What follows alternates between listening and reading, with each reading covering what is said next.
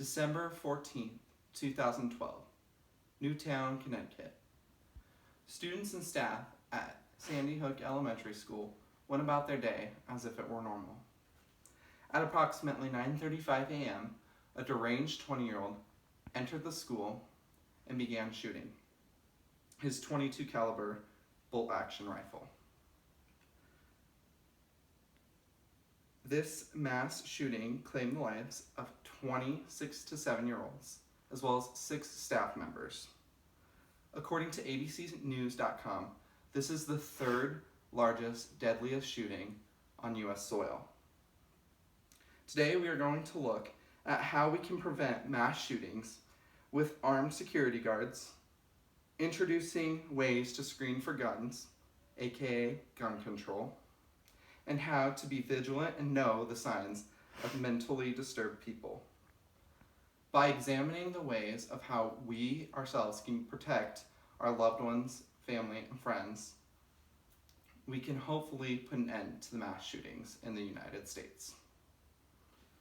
For the first topic, we will discuss how putting armed security personnel in schools, malls, and concert venues could potentially stop mass shootings.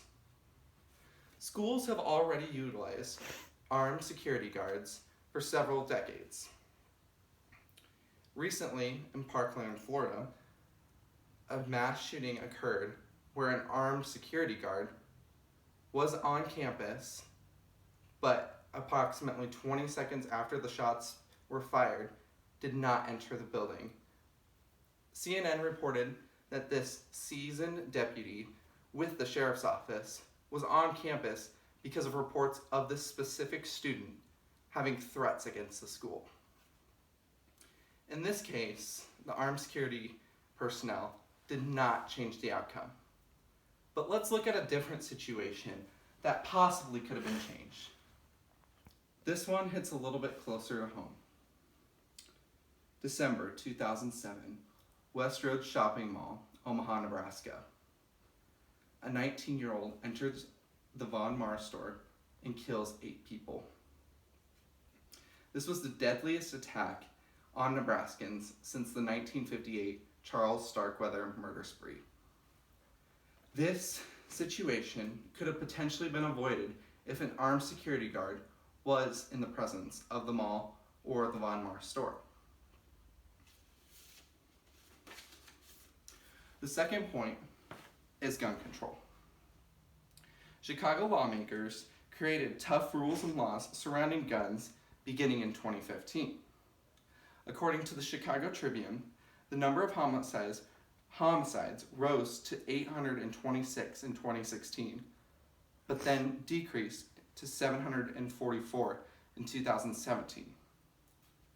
According to the Washington Post, of the 292 weapons ever used in a mass shooting on U.S. soil, 167 of those weapons were legally obtained, 49 were illegally obtained, and 76 were unknown of their whereabouts, but are presumed to have been stolen and placed for sale on the black market. How do we enforce gun control is the big question with this step. A lot of people say that placing stricter rules on guns will just take the guns out of the good people's hands. Therefore, the criminals or the people who are doing the mass shootings are still going to find ways to get their weapons.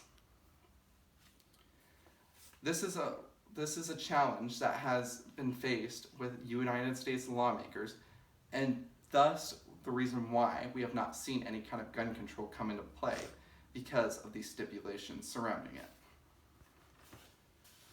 For my third and final point, we're going to talk about the warning signs of mass shooters. According to the Anxiety and Depression Association of America, 40 million Americans over the age of 18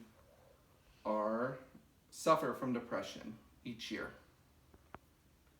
Knowing the warning signs of different mental illnesses can potentially save lives.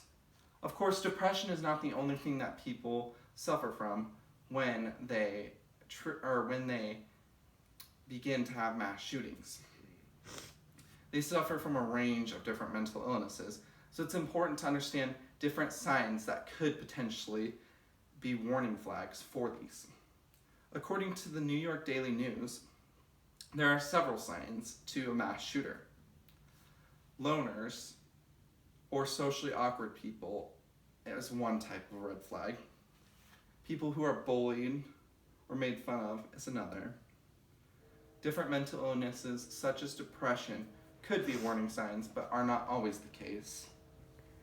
And also a huge red flag for mass shooting, for people who are at risk of triggering a mass shooting, are those who have particular fascinations with death and violence, and show violence towards people and animals.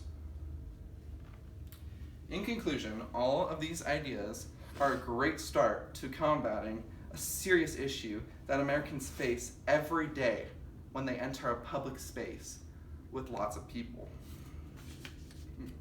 You can potentially save your life as well as potentially 100 other people's lives by following 3 basic steps.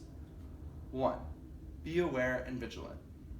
2, know and have an escape route. And finally, 3, when in doubt about any situation, always call for help.